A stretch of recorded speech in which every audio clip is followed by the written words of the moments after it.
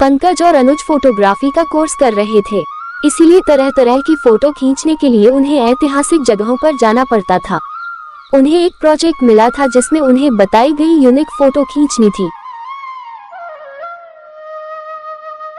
अनुज, यार सर ने भी कैसा प्रोजेक्ट पकड़ा दिया है। अब ऐसा फोटो हम कहाँ से क्लिक करें? हमने यहाँ की लगभग सभी जगहों का फोटोशूट तो कर लिया है और जहाँ नहीं किया है वहाँ पर हमारे सीनियर काम करेंगे। अब हम क्या करें? पंकज, कुछ भी हो लेकिन हमें प्रोजेक्ट तो पूरा करना ही है। हमारे मार्क्स कम आएंगे तो दिक्कत हो जाएगी यार। पंकज और अनुज अपने विषय में बात कर ही रहे होते हैं, तभी उनके कॉलेज में पढ़ने वाला लड़का मनोज वहां आता है। मनोज, तुम लोग परेशान मत हो, मेरे पास एक उपाय है। मेरे गांव में बहुत सारे ऐतिहासिक खंडर हैं। अगर तुम चाहो तो वहां मेरे साथ आ सकते हो। अनुज, अरे वाह, ये तो बहुत अच्छी बात है। मनोज, मैं आज रात की ट्रेन से ही गांव जा रहा हूँ। अगर तुम चलना चाहो तो चल सकते हो। मैं गांव में अपना काम करूंगा और तुम अपना प्रोजेक्ट पूरा कर लेना। अनुज और पंकज दोनों मनोज के गांव चलने के लिए तैयार हो जाते हैं, परंतु उनके माता पिता उन्हें इस तरह जाने की इजाजत नहीं देते हैं और उनसे कहते हैं।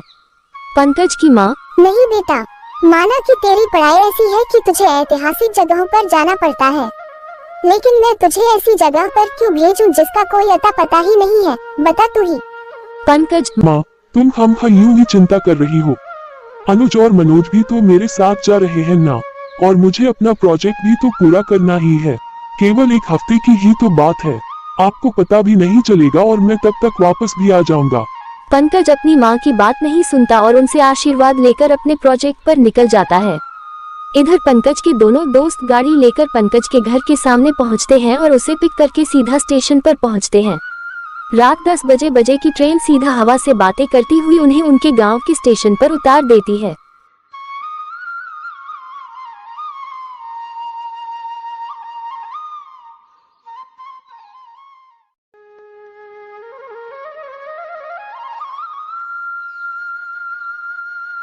पंकज, मनोज, यार यहाँ इतना सन्नाटा क्यों है भाई?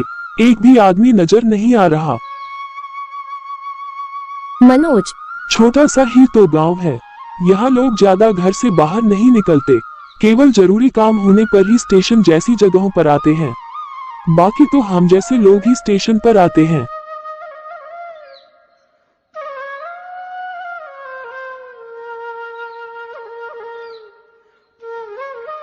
कुछ समय इंतजार करने के बाद एक बैलगाड़ी वहां से गुजरती है।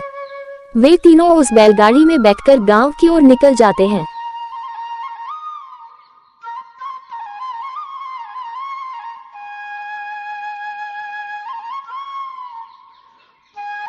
तभी रास्ते में एक बुढ़िया उनकी बैलगाड़ी को रोकती है और कहती है, आ गए तुम दोनों, मैं तुम दोनों का ही इंतजार कर रही थी।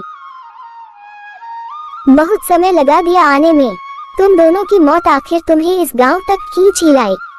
हाँ, मैं जानती थी कि तुम दोनों मरने के लिए यहाँ जरूर आओगे। मनोज, ए अम्मा, फिर आ गई तुम यहाँ। चलो जाओ यहाँ से। है इस अम्मा का तो दिमाग ही फिर गया है। तुम लोग इसकी बातों पर ध्यान मत देना।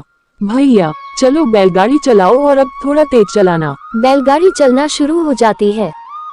पंकज पीछे बैलगाड़ी में बैठा हुआ उस बुढ़िया को देख रहा होता है तो वह बुढ़िया पंकज को देखती हुई हल्का सा मुस्कुरा देती है। ये देखकर पंकज को थोड़ा अजीब लगता है, पर वह कुछ और कर ही नहीं सकता। वह भी सोच लेता है कि इस बुढ़िया का तो दिमाग ही फिर गया है, इसीलिए वह ये सब कर रही है, परंतु उसके दिमाग से उसकी कही हुई बातें नहीं निकल पाती हैं। इतने में वे सब मनोज के घर पहुंच जाते हैं।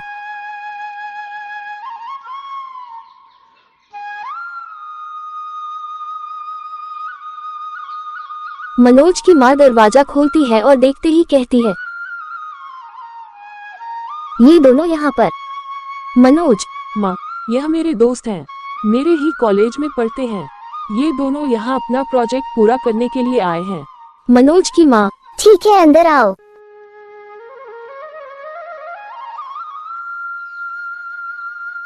मनोज की माँ उन तीनों की खूब खातिरदारी करती है, लेकिन खाना खाते समय बिना नजर हटाए उन दोनों को देख रही होती है। ये सब देख अनुज को थोड़ा अजीब लगता है। दूसरी तरफ मनोज पंकज और अनुज से रात में घर से बाहर निकलने के लिए भी मना कर देता है।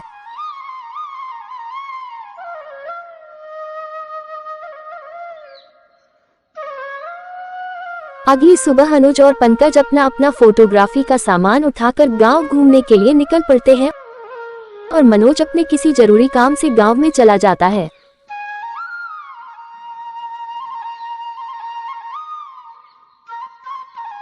अनुज, यार इस गांव में तो कोई अच्छा लोकेशन मिल ही नहीं रहा।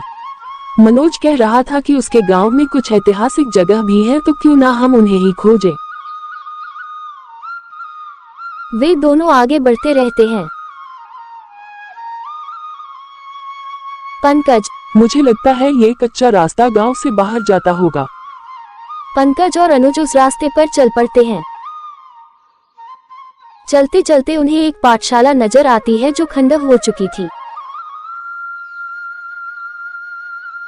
अनुज, ये खंडर तो बहुत पुराना लग रहा है, पर इसके ऊपर तो स्कूल का नाम लिखा हुआ है।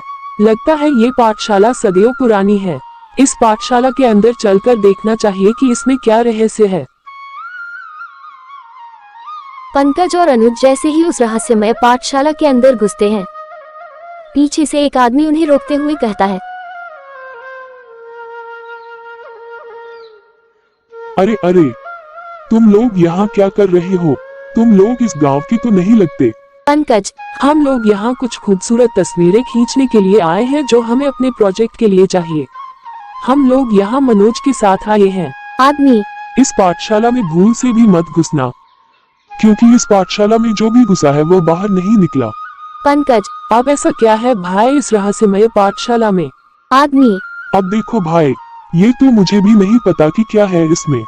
यहाँ इस पाठशाला के आसपास भी गांव के लोग नहीं भटकते। यहाँ केवल एक चौकीदार रहता है जो दिन ढलते ही यहाँ से चला जाता है। दिन ढलने के बाद तो यहाँ कोई परिंदा पर भी नहीं मारता। पंकज, ठीक है, तो फिर हम दिन ढलने से पहले ही यहाँ से चले जाएंगे। पंकज और अनुज उस आदमी की बात नहीं मानते और सीधा चौकीदार के पास पहुंच जाते हैं। चौकीदार उन दोनों को देखते ही वहां रुका लेता है, पर जब वे दोनों अपने काम के बारे में उसे बताते हैं तो वह उन्हें जाने देता है, लेकिन दिन ढलने से पहले ही उस रहस्यमय पाठशाला से बाहर आने की भी चेतावनी देता है। अनुज, अरे इस खंडहर पाठशाला में तो मुझे बड़ा डर लग रहा है यार।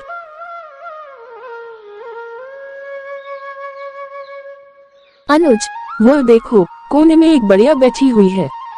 चलो उसे जाकर पूछते हैं कि इस खंडहर पाठशाला का रहस्य क्या है।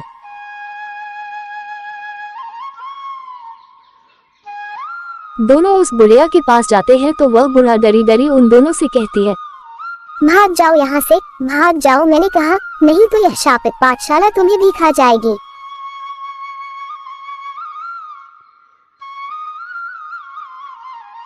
उस बुढ़िया की थकान भरी हालत को देखकर अनुज उसे पानी पिलाता है और प्यार से उसे काबू में करता है।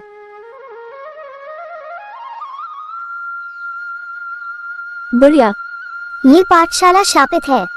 वर्षों पहले इस पाठशाला में एक बच्चा गुम हो गया था जिसका पिता एक जादूगर था। उसने अपने जादू से इस पाठशाला को एक खंडहर में बदल दिया और इसमें पढ़ने वाले सभी बच्चों और अध्यापकों को भी गायब कर दिया। तब से यह पाठशाला रहस्यमय पाठशाला बन चुकी है।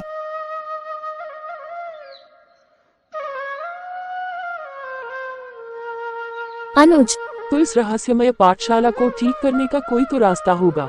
बुढ़िया, यह शापित पाठशाला एक चाबी से ठीक हो सकती है। इस पाठशाला के एक कमरे में एक बच्चा कैद है और उस कमरे की चाबी इसी पाठशाला के अंदर कहीं पड़ी हुई है। अगर कोई उस चाबी को ढूंढकर उस बच्चे को आजाद कर दे तो ये पाठशाला भी सही हो जाएगी और इस पाठशाला में कैद बच्चे भी आजाद हो जाएंगे।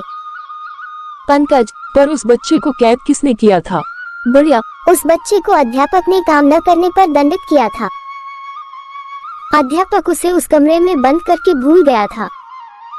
वह बड़ा ही क्रूर अध्यापक था।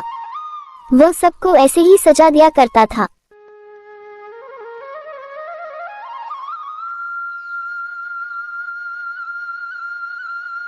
पंकज और अनुज ठान लेते हैं कि वह इस रहस्यमय पाठशाला को शाप से मुक्त करेंगे और उन बच्चों को भी आजाद करेंगे। वे दोनों चाबी ढूंढने में लग जाते हैं। उस पाठशाला में एक लाइब्रेरी होती है। जब अनुज उस लाइब्रेरी में चाबी ढूंढ रहा होता है तो एक किताब उसके सामने गिरती है।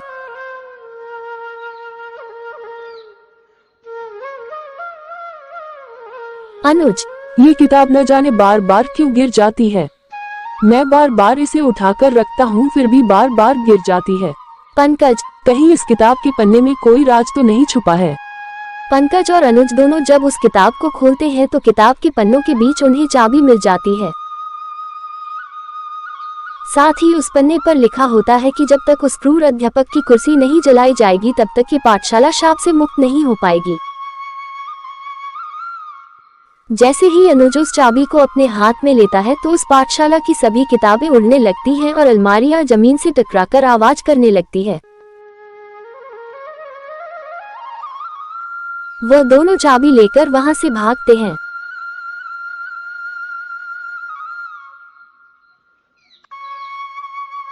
पंकज, चाबी तो हमें मिल गई लेकिन वो कमरा कहाँ ढूंढे जिसमें वह बच्चा कैद है।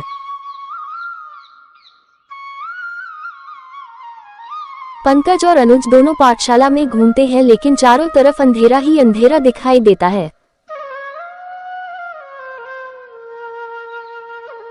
तभी उन्हें एक कमरा नजर आता है जो सबसे अलग था। वह कमरा कोई खंडहर नहीं था बल्कि नया था। उसके दरवाजे पर एक ताला लगा हुआ था। अनुज, पंकज, हो न हो मुझे ये चाबी इसी कमरे की लग रही है।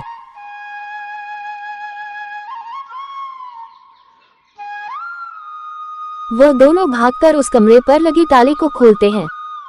जैसे ही वे कमरे के दरवाजे को खोलते हैं तो उन्हें सामने एक कोने में एक कुर्सी दिखाई देती है जो उस क्रूर अध्यापक की होती है।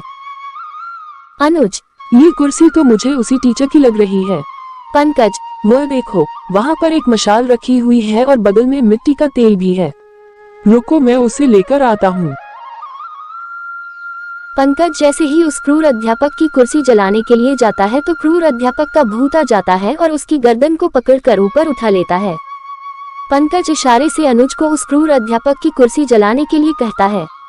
तभी वह अध्यापक अपने दूसरे हाथ को लंबा करके अनुज की भी गर्दन पकड़कर उसे भी ऊपर उठा लेता है। पंकज, अनुज, ये क्रूर अध्यापक हमें किसी भी हालत में जिंदा नहीं छोड़ेगा। हमें किसी भी तरीके से इसकी कुर्सी को जलाना होगा। पंकज जलती हुई मशाल का कुर्सी पर निशाना लगाता है और कुर्सी के ऊपर फेंक देता है। धीरे धीरे कुर्सी जलने लगती है। जैसे जैसे कुर्सी जलने लगती है उस टीचर का भूत भी जलने लगता है। देखते ही देखते उस क्रूर अध्यापक का भूत भी जलकर राख हो जाता है और सब कुछ पहले जैसा हो जाता है। क्लास में सभी बच्चे और अध्यापक नजर आने लगते हैं और एक तेज रोशनी के साथ सब कुछ गायब हो जाता है। अब ये रहस्यमय पाठशाला पहले की तरह कोई खंड नहीं बल्कि एक नई नवेली पाठशाला नजर आने लगी थी। पंकज, हमने कर दिखाया अनिल, हमने इस रहस्यमय पाठशाला को शाप से मुक्त कर दिखाया। अनुज, बिल्कुल, दिल को बहुत सुकून मिल रहा है यार। ऐसा कहकर वे दोनों पाठशाला से बाहर जाने लगते हैं। तभी उन्हें वह बढ़िया दिखाई देती है जिसने उन्हें इस पाठशाला का रहस्य बताया था। उन दोनों की नजर पड़ते ही वह बढ़िया एक रोशनी में बदल जाती है। अब वे समझ जाते हैं कि ईश्वर ने उन्हें यहाँ फोटोग्राफी के बहाने इस शापित पाठशाला को शाप से मुक्त करने के लिए